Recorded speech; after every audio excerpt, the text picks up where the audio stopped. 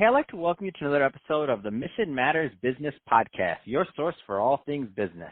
My name is Adam Torres. You can follow me on Instagram at AskAdamTorres. Keep up with my book releases, book tour schedule, signings, all that other good stuff. Always love to connect with you there. And as always, if you'd like to apply to become a co-author of one of my upcoming books, just head on over to the website, missionmatters.com, and click on Become an Author to apply. All right, so today I have Sean Sadona on the line, and he is the founder and CEO over at Doorage, and this is a very special reunion 2020 episode. What is that? That's when I had a guest on in the past, and I liked him so much I had to bring him right on back. So, Sean, welcome back to the show. Thanks for having me back. My pleasure. Oh, man, I'm so happy to hear your voice and have you back on. I'm like, man, this is the reunion 2020. It's like I got all my old podcasting bells back together. We're getting the band back together, Sean. For sure. So just to start out, I don't want to assume that all of our new listeners caught your first episode, so why don't you give us a little bit of a background for the new listeners on what you're doing over at Doorage, please? No problem. So Doorage, we launched just over 2 years ago in Chicago. We're a valet storage provider. So we basically take all the stuff out of self-storage. We provide an online platform to place orders. Our teams come and pick everything up, inventory it, put an online inventory for the customer, and then store their items in a climate-controlled, high-security warehouse. At any time, they can request their items back from our team, simply logging in, going on their platform, and checking off the items they want, and our team brings them back, unwraps, and sets everything in the locations they want. We're also the first nationwide service area valet storage company, so we can pick up and deliver anywhere in the country. Wow. And so I first off, love the motto, love what you're doing. And I know, right now there's a lot of trying times with things going on with the virus. Let's talk a little bit more about how your firm has pivoted to meet student demand.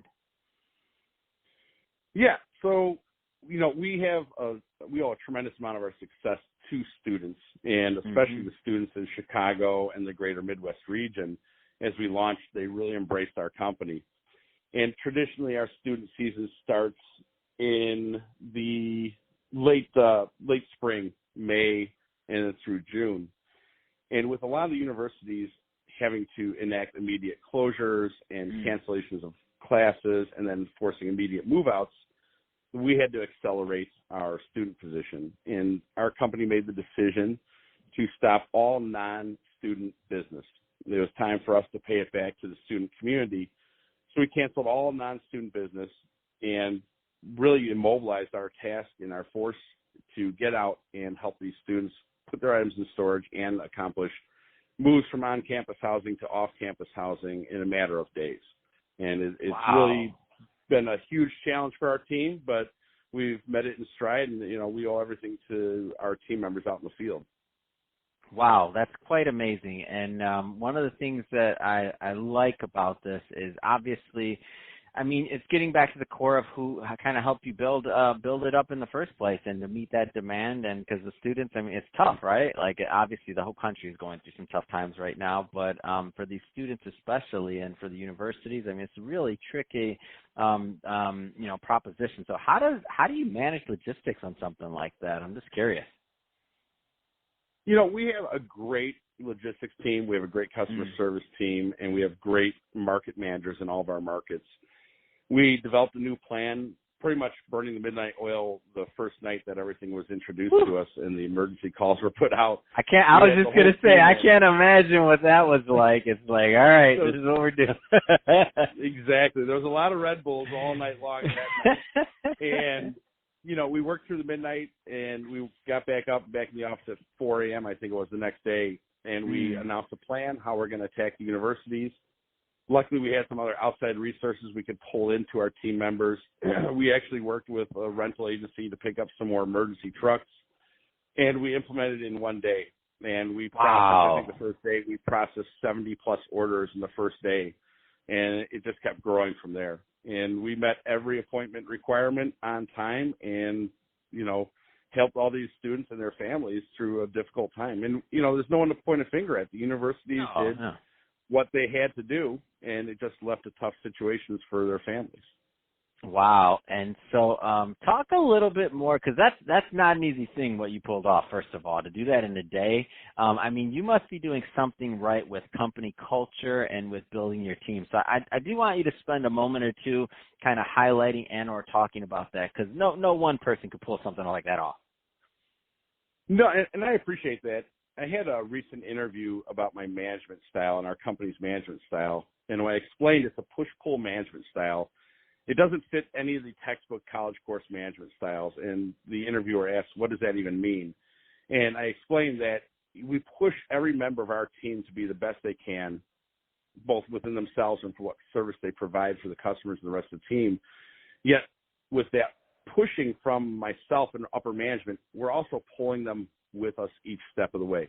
We're never asking them to do things we wouldn't do, and we hop out in the field. I was in the field loading trucks with the team.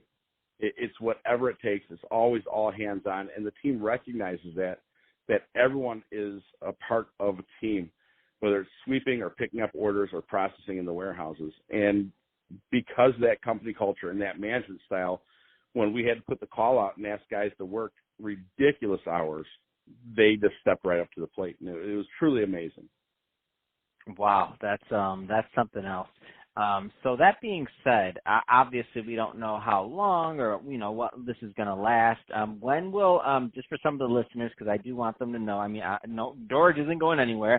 When do you suspect things to get normal? Just in terms of you accepting other business and other things like that for Doorage in general. Once the student demand's kind of met, if it's not already been met.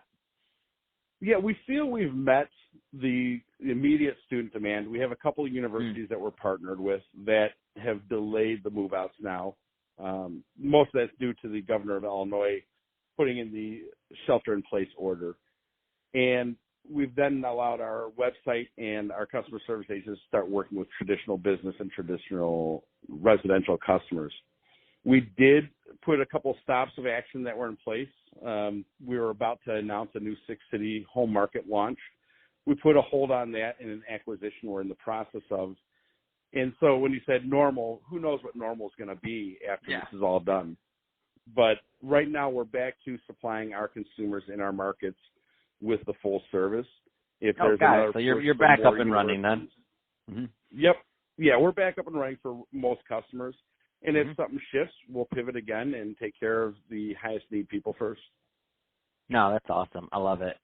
So, Sean, first off, thank you for coming back on for this Reunion 2020 episode. I love it. I love to showcase great stories like this of people that are really stepping up to the plate to help not only their clients but to serve needs for all of us pitching in the ways that we do, and for trying to turn a negative into a positive experience as much as possible, which you've managed to do for your clients and for the students and for the universities. Really kind of picking up the slack again. Nobody's fault, but it's just the nature of what we're dealing with right now. So great stuff there, and to all of Sean's team that will be listening to this, just want to say, hey, great work to all of you for pulling that off. The management team, everybody down to who's making the deliveries, who's driving those trucks, who's doing everything in between. We sure do appreciate you and all the great work you're doing there.